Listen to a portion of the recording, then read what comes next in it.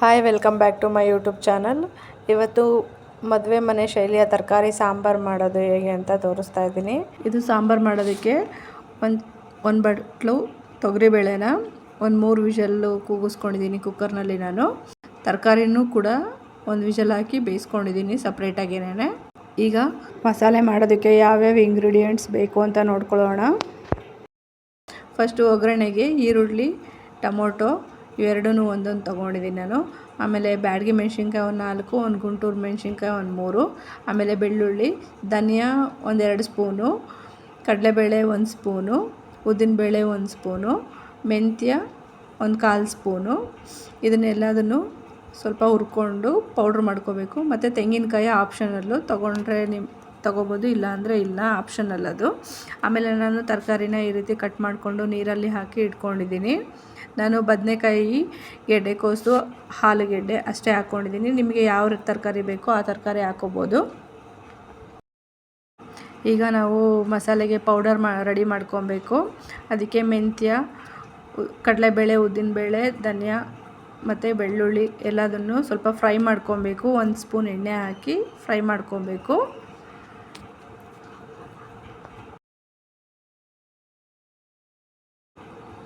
ಇದು ಸ್ವಲ್ಪ low flame ಮೇಲೆ ಹುರ್ಕೊಬೇಕು. ಸ್ವಲ್ಪ ಕಲರ್ ಚೇಂಜ್ ಆದರೆ ಸಾಕು.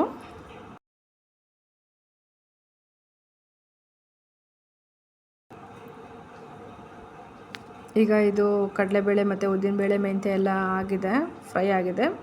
ಈಗ ಧನಿಯಾ ಹಾಕ್ಕೊಂಡಿದ್ದೀನಿ ಮತ್ತು ಬೆಳ್ಳುಳ್ಳಿನೂ ಇದೇ ಟೈಮಲ್ಲೇ ಹಾಕ್ಕೊಂಡು ಫ್ರೈ ಮಾಡ್ಕೊತಾ ಇದ್ದೀನಿ. ಧನಿಯಾನ ಜಾಸ್ತಿ ಹುರ್ಕೊಳ್ಳೋ ಅವಶ್ಯಕತೆ ಇಲ್ಲ, ಸೀದೋಗ್ಬಿಡುತ್ತೆ, ಅದು ಫ್ಲೇವರ್ ಚೇಂಜ್ ಆಗಿಬಿಡುತ್ತೆ. ಸ್ವಲ್ಪನೇ ಲೈಟಾಗಿ ಬಿಸಿ ಮಾಡಿಕೊಂಡ್ರೆ ಸಾಕು. ಆಮೇಲೆ ಮೆಣಸಿನ್ಕಾಯಿನೂ ಹಾಕ್ಕೊಂಡು ಇದ್ರ ಜೊತೆಗೇ ಫ್ರೈ ಮಾಡ್ಕೊತಾ ಇದ್ದೀನಿ. ನಮಗೆ ಕ್ವಾಂಟಿಟಿ ಸಾಂಬಾರಿಗೆ ಜಾಸ್ತಿ ಬೇಕು ಅಂದರೆ ಜಾಸ್ತಿ ಹಾಕ್ಕೊಬೋದು. ನಾನಿಲ್ಲಿ ಸ್ವಲ್ಪನೇ ಹಾಕ್ಕೊಂಡಿದ್ದೀನಿ.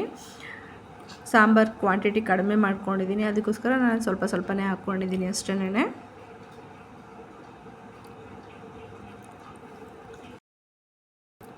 ಇದ್ರ ಜೊತೆಗೆ ನಾನು ತೆಂಗಿನ ತುರಿನೂ ಇದರಲ್ಲೇ ಹಾಕಿ ಸ್ವಲ್ಪ ಬಿಸಿ ಮಾಡ್ಕೊತಾ ಇದ್ದೀನಿ ಅಷ್ಟೇನೆ. ಸ್ವಲ್ಪ ಲೋ ಫ್ಲೇಮಲ್ಲೇ ಮಾಡಿಕೊಂಡ್ರೆ ಒಳ್ಳೆಯದು, ಇಲ್ಲಾಂದರೆ ಧನಿಯಾ ಎಲ್ಲ ಸೀದೋಗ್ಬಿಡುತ್ತೆ.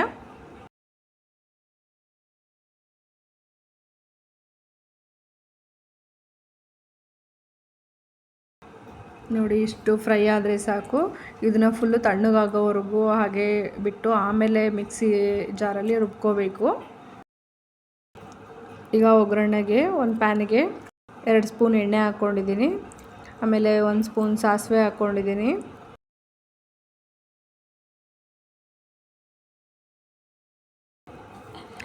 ಆಮೇಲೆ ಒಣಮೆಣ್ಸಿನ್ಕಾಯಿ ಹಾಕ್ಕೊಂಡಿದ್ದೀನಿ. ಆಮೇಲೆ ಈರುಳ್ಳಿ ಹಾಕ್ಕೊಂಡಿದ್ದೀನಿ. ಈರುಳ್ಳಿ ಸ್ವಲ್ಪ ಕಲರ್ ಚೇಂಜ್ ಆಗೋವರೆಗೂ ಫ್ರೈ ಮಾಡ್ಕೊಬೇಕು.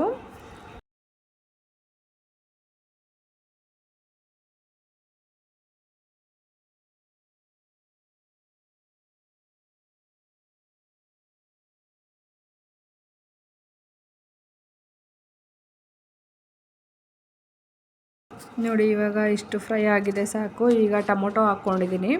ಟೊಮೊಟೊ ಸ್ವಲ್ಪ ಸಾಫ್ಟ್ ಆಗೋವರೆಗೂ ಚೆನ್ನಾಗಿ ಬೇಯಿಸ್ಕೊಬೇಕು ಟೊಮೊಟೊನ ಇದರಲ್ಲೇ, ಒಗ್ಗರಣೆದಲ್ಲೇ. ಇದಕ್ಕೆ ಸ್ವಲ್ಪ ಉಪ್ಪು ಹಾಕಿದ್ರೆ ಬೇಗ ಬೇಯುತ್ತೆ, ಅದರಿಂದ ಸ್ವಲ್ಪ ನಾನು ಉಪ್ಪು ಹಾಕ್ಕೊಂಡಿದ್ದೀನಿ. ಇದಕ್ಕೆ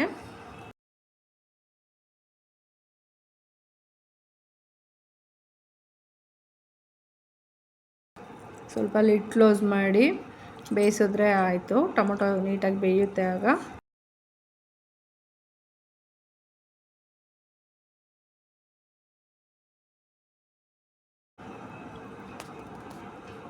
ನೋಡಿ, ಇವಾಗ ಟೊಮೊಟೊನೂ ಚೆನ್ನಾಗಿ ಬೆಂದಿದೆ.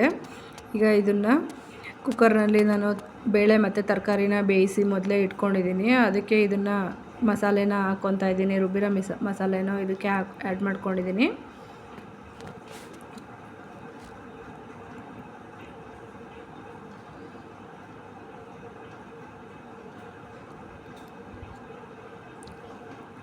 ಇದಕ್ಕೆ ಒಗ್ಗರಣೆ ಮಾಡ್ಕೊಂಡಿದ್ವಲ್ಲ, ಈರುಳ್ಳಿ, ಟೊಮೊಟೊ ಎಲ್ಲನೂ, ಅದನ್ನು ಇದಕ್ಕೆ ಆ್ಯಡ್ ಮಾಡಿಕೊಂಡು ಸ್ವಲ್ಪ ಚೆನ್ನಾಗಿ ಕುದಿಸಿದ್ರೆ ಮದುವೆ ಮನೆ ಶೈಲಿಯ ಸಾಂಬಾರು ರೆಡಿ ಆಗುತ್ತೆ.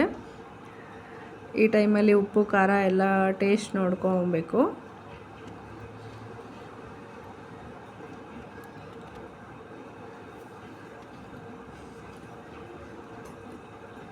ನಂಗೆ ಸ್ವಲ್ಪ ಉಪ್ಪು ಕಡಿಮೆ ಆಯಿತು ಅಂದ್ಬಿಟ್ಟು ಉಪ್ಪು ಆ್ಯಡ್ ಮಾಡ್ಕೊಂಡಿದ್ದೀನಿ. ಈಗ ಸ್ವಲ್ಪ ಚೆನ್ನಾಗಿ ಕುದಿಸ್ಕೊಂಡ್ರೆ ಮದುವೆ ಮನೆ ಶೈಲಿಯ ತರಕಾರಿ ಸಾಂಬಾರು ರೆಡಿ ಆಗುತ್ತೆ. ಇದಕ್ಕೆ ಮುದ್ದೆ ಮತ್ತು ಅನ್ನದ ಜೊತೆಗೆ ತುಂಬಾ ಚೆನ್ನಾಗಿರುತ್ತೆ ಟೇಸ್ಟು. ಒಂದ್ಸಲಿ ನೀವು ಟ್ರೈ ಮಾಡಿ ಹೇಗಿತ್ತು ಅಂತ ಕಮೆಂಟ್ ಮಾಡಿ ತಿಳಿಸಿ. ಈ ವಿಡಿಯೋ ನಿಮಗೆ ಇಷ್ಟ ಆಗಿದ್ದರೆ ಲೈಕ್ ಮಾಡಿ, ಶೇರ್ ಮಾಡಿ, ಕಮೆಂಟ್ ಮಾಡಿ. Thank you.